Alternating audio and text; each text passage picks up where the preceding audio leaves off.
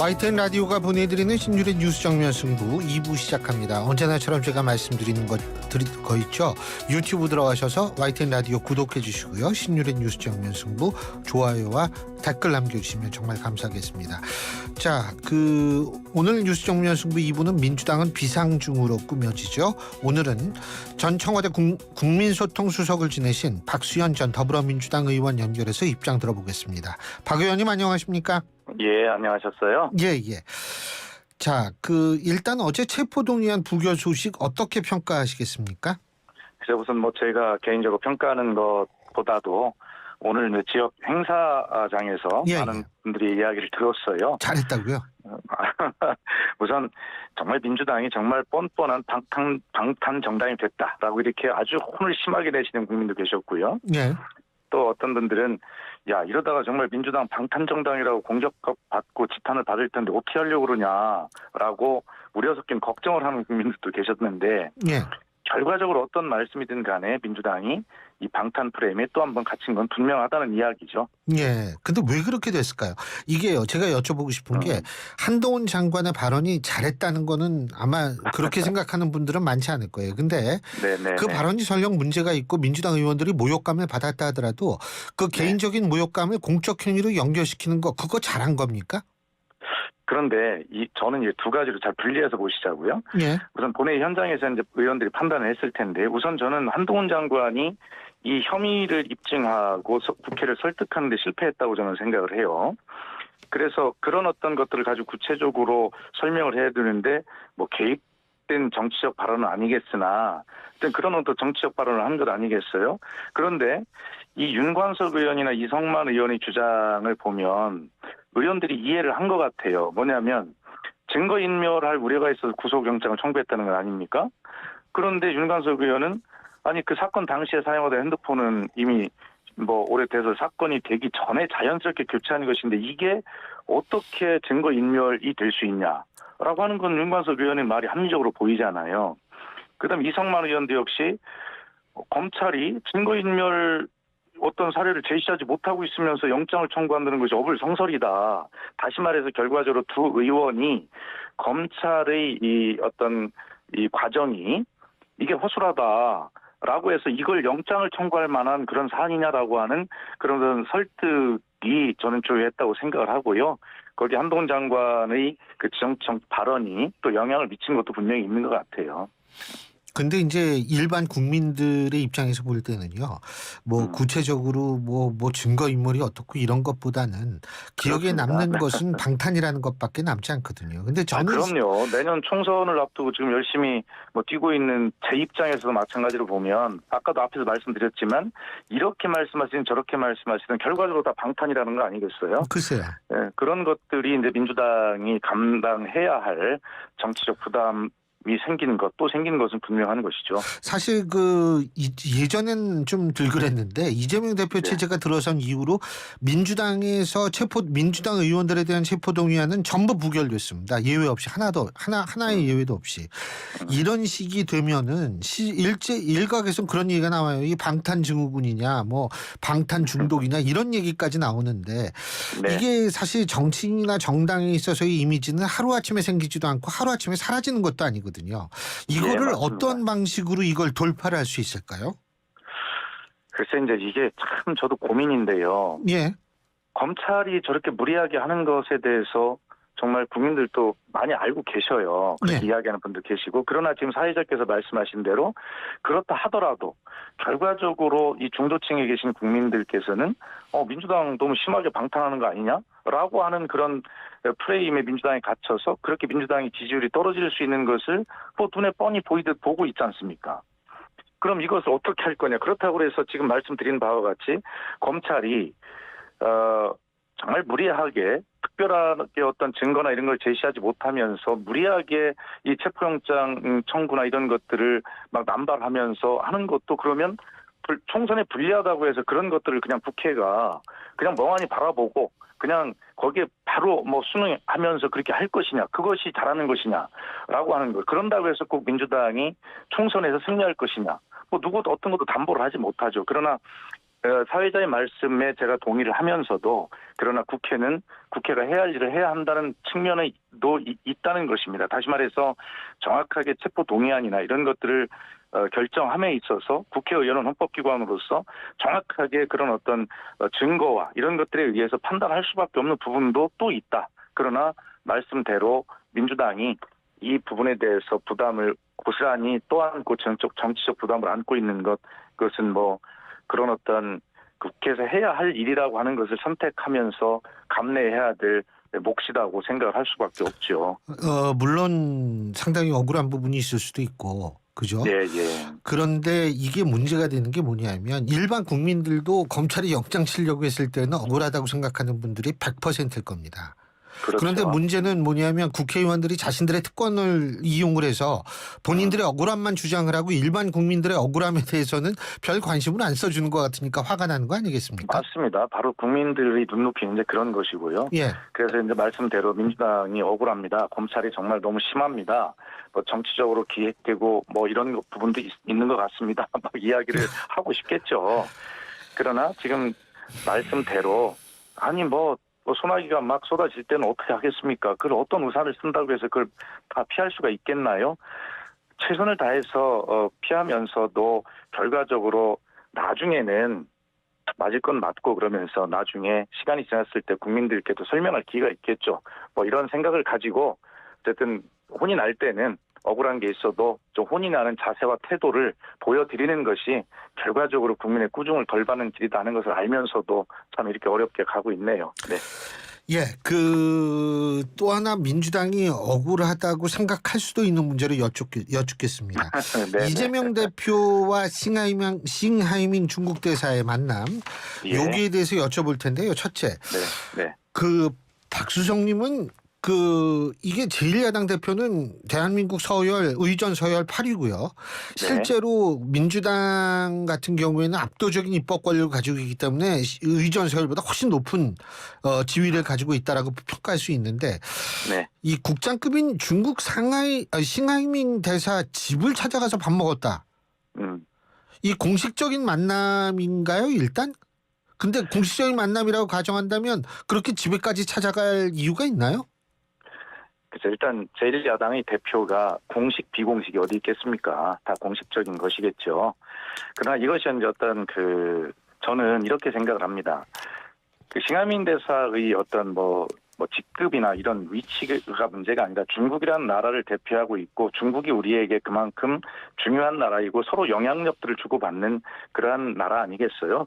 뭐 그런 측면에서 제1야당 대표로 지금 어떤 대중국 외교나 무역 경제 이런 부분들이 걱정이 되는 측면에 있어서 제1야당 대표로서 여당이 그런 것들을 지금 안 하고 어쨌든 한미일 동맹 이런 건 중요하지만 그러나 너무 경도된 모습을 보이면서 중국의 반발을 불러오고 이런 상황에서 제1야당 대표가 그런 거에 관계없이 만나서 어떤 정부 여당에 도움이 될 수 있는 그런 일들을 하는 것은 저는 당연히 해야 한다고 생각하고 그것이 의무라고 생각합니다. 다만 여기서 지금 여당에서 말씀하시는 대로 좀 싱하이밍 중국 대사의 배팅 발언, 그 발언을 좀 제1야당 대표로 듣고만 있었냐, 뭐 이런 이야기를 지금 비판을 하는 것 아니겠어요? 좋습니다. 그럼 비판을 하시되 다만 이재명 대표가 지금 중국 대사를 만나서 했던 이야기의 전체를 보면 남북한 문제, 비핵화의 문제, 그다음에 경제 문제, 외교 문제 이런 모든 것들에 대해서 대한민국의 국익에 도움이 되는 발언들을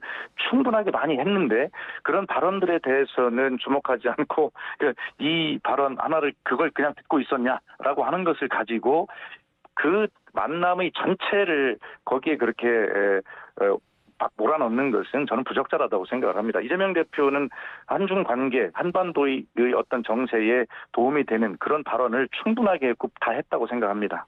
한중 관계를 위해서 15분 동안 싱하이밍이 읽는 종이를 읽는 동안 싱하이밍 대사가 종이를 읽는 동안 그래서 가만히 있었다. 이렇게 이해를 해야 되나요? 글쎄요. 제가 거기에 대해서 말씀드리는 건 적절치 않은 것 같고요. 그러나 우리 사회자께서도 기억하실 겁니다. 배팅 발언이라고 하는 게 싱하이밍이 처음 한 게 아니잖아요. 이 발언은 아니요. 배팅이 문제가 아니고요. 핵심 단어는 후회할 것이라는 거죠. 아니 그러니까요. 네. 그러니까 이 똑같은 발언을 결과적으로는 2013년 12월에 그 방한했던 그 당시 박근혜 정부였는데요. 그때 바이든 당시 부통령도 이런 말씀을 하셨고 아니 후회할 요- 거라고 얘기는 안 했죠. 그런데 엊그제 바이든 대통령이 직접 6월 8일 날 월스트리트저널에 기고하신 것을 보면 뭐 우리나라를 꼭 지칭한 것은 아니겠으나 절대 미국 경제 반에 베팅하지 말라. 뭐 그렇게 이야기하고 있는 아니 건 아닙니까? 거기까지는 저도 좋아요. 근데 문제는 뭐냐면 후회하게 될 것. 이거는 사실 협박성 발언이거든요. 예, 그런 측면에서 보면 그런 측면을 뭐 이재명 대표가 왜 거기서 그것을 듣고만 있었냐는 비판도 좋고 또 그것에 대해서 정부가 정식적으로 싱하임을 조치해서 항의도 하고 있지 않습니까? 우리가 할 말은 뭐 정부가 당연히 하고 계신 것이죠. 예. 근데 또 하나 제가 이제 말씀드리는 게 물론 뭐 이재명 대표의 뭐 그 뜻이야 어디 있는지 모르겠습니다만 이런 얘기를 했습니다. 대한민국이 하나의 중국 원칙을 적극 지지하고 있는 것처럼 중국 정부 역시 한반도 평화 안정이라는 대원칙에 공감하고 있는 것으로 안다. 지역 안정을 위해 계속 노력해달라. 이렇게 얘기를 했다는 건데 그렇습니다. 하나의 중국의 원칙을 적극 지지하고 있습니까? 우리나라가요? 우리의 외교의 기본 원칙 아닙니까 그게? 하나의 중국이라는 입장을 인정한다는 거죠. 우리의 이 외교의 입장은. 그러니까 아니, 중국의 입장을 우리가 인정을 한다는 것과 지지한다는 건 좀 다르지 않나요? 글쎄 뭐 그렇게까지 뭐 사회자님과 제가 뭐 민감하게 토론할 문제는 아닌 것 같고요. 결과적으로 우리는 대만과 그 수교를 단절하면서 중국과 북방 외교의 큰 틀을 열어서 수교를 한 나라이고요. 그것은 바로 중국의 입장을 인정하고 지지한다는 외교 노선의 결정 아니겠습니까? 지지는 그게 외교에서 지지라는 용어는 그러니까 서방 국가도요. 하나의 중국의 입장을 하나의 중국이라는 중국의 입장을 존중하고 인정한다라는 거거든요. 우리 입장도 그렇고요. 단 뭐냐면 그것을 지지한다라고 했을 때에는 대만이라는 나라가 중국의 일부분이라고 해석될 수 있는 소지를 남기는 거고요. 예. 하지만은 대부분의 서방 국가들은 대만 그 존중은 하되 하나의 그 입장을 존중은 하되 대만을 중국의 일부라고 인정하는 것은 아니거든요. 그러니까 우리도 대표부로 두는 거 아니겠습니까, 대만에? 그래서 이 발언이 조금 좀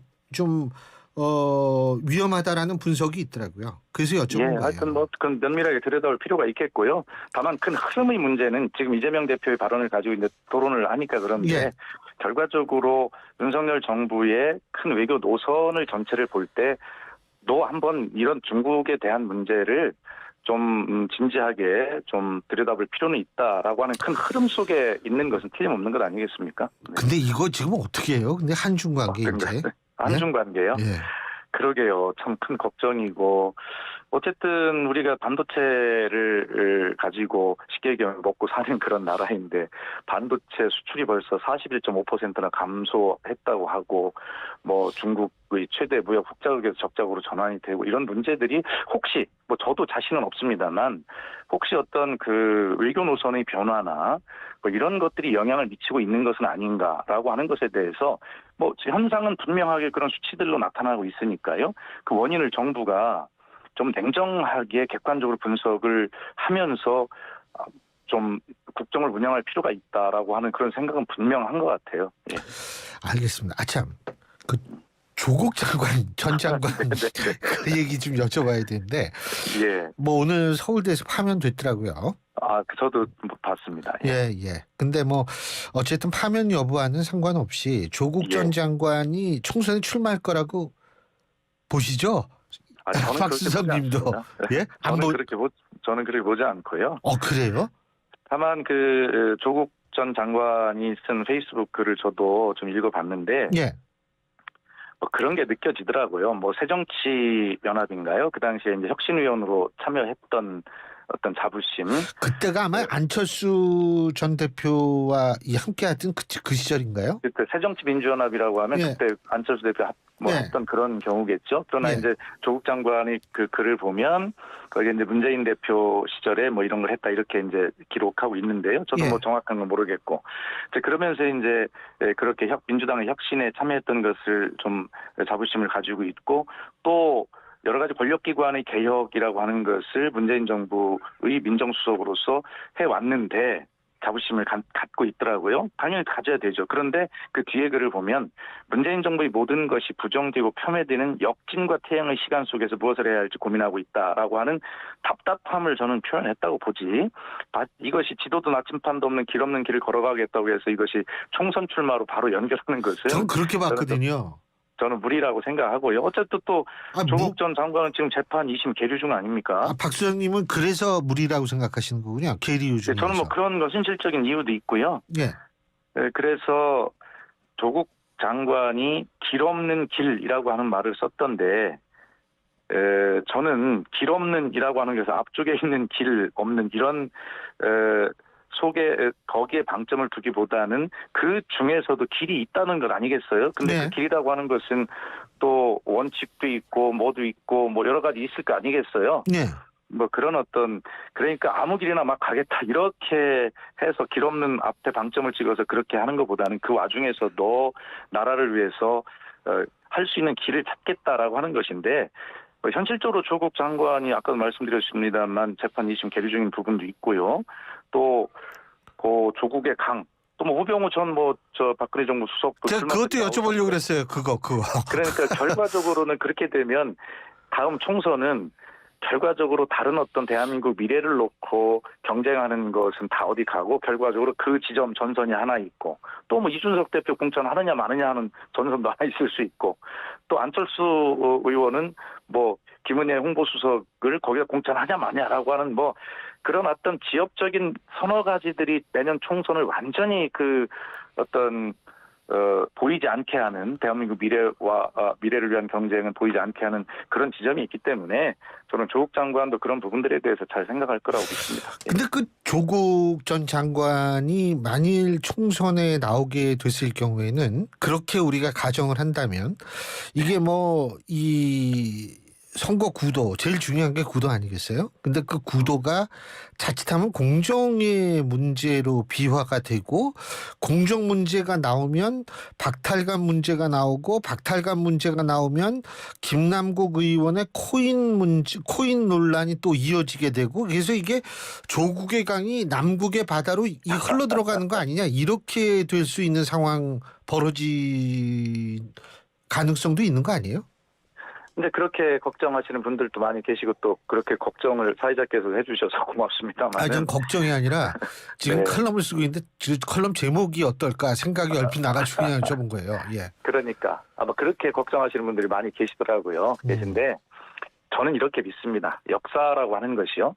그리고 김대중 전 대통령께서 말씀하셨듯이 아무리 힘이 들어도 국민만 믿으면 된다라는 말씀을 하셨는데 어떤 결정을 하든 뭐 조국 장관이 어떤 결정을 하든 우병우 전 수석이 어떤 결정을 하든 결과적으로 총선에 미치는 어떤 영향 이런 것도 다 고려할 수 있겠습니다만 결과적으로 국민께서 어떤 판단을 지금 현재 하고 계시고 어떻게 보고 계신지가 가장 중요한 기준이 되지 않겠습니까? 네. 그리고요. 지금 이낙연 전 대표께서 6월 24일 날 귀국을 하시죠. 그렇죠. 네네. 그리고 이 양향자 의원이 또 신당 얘기가 있는 모양이에요. 예? 예. 들어보셨죠? 박수정님도. 그죠? 네. 근데 이제 호남에 기반한 신당 얘기가 나오는 모양이에요. 예. 그러면은 이낙연 전 대표께서 들어와가지고 국가를 위해서 무엇을 할 수 있을까를 고민해 보겠다고 말씀하신 그런 대목과 양향자 의원의 신당 창당 움직임이 어떻게 좀 이렇게 시너지 효과를 낼 수 있는 상황이 벌어질 수도 있다고 보십니까? 민주당은 오랜 독재 정권과 싸우고 극복하고 민주주의를 이룩한 저희들 나름대로 위대한 정당이라고 생각합니다. 부족한 점도 있지만 예. 그런 위대한 민주주의 역사를 이어온 민주당의 당원들이 이렇게 무모하게 어떤 일들을 하는 것에 대해서 그렇게 쉽게 결정할 거라고 생각하지 않고요. 그리고 정당의 창당이라고 하는 것은 결과적으로 제3지대 정당이 성공하지 못한 것을 우리 정치 역사가 다 보여주고 있지 않습니까? 근데 사방에서만 당 만들겠다고 그러던데요. 네? 근데 사방에서 신당 만들겠다고 그러잖아요. 예, 그러니까 결과적으로는 그런 다 좋습니다만 제가 생각할 때는 정당이라고 하는 것은 결과적으로 국민을 어떻게 설득하고 국민을 그런 비전으로 끌고 가자고 하는 모시고 가자고 하는 그런 모든 것들이 다 준비가 되어 있어야지 다른 사람과 다른 정당 또 다른 정치 세력을 반대하기 위해서 저러니까 내가 하겠다라고 하는 것은 결과적으로 지속 가능하지 않고 성공의 가능성이 없다는 것을 저는 뭐 분명하게 뭐 개인적으로 그렇게 생각하고 있습니다. 그럼에도 불구하고 호남에 기반한 신당 창당 나름대로 영향력과 의미 있지 않을까요? 어떻게 보십니까?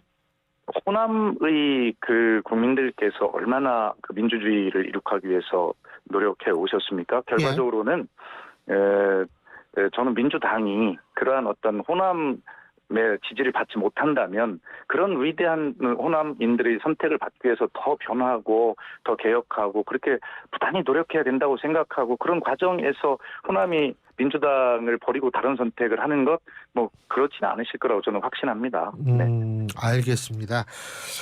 아니 그 요새는 뭐 금태섭 신당 뭐 신당들이 많이 생길 것 같더라고요. 예. 뭐 어쨌든 거듭 말씀드리지만 정당이라고 하는 것은 정말 100년 정당이 될 수 있을 정도의 가치와 신념과 그런 어떤 국민의 인정만 이런 거 필요한 것 아니겠어요? 그렇습니다. 오늘 말씀 잘 들었습니다. 고맙습니다. 감사합니다. 네.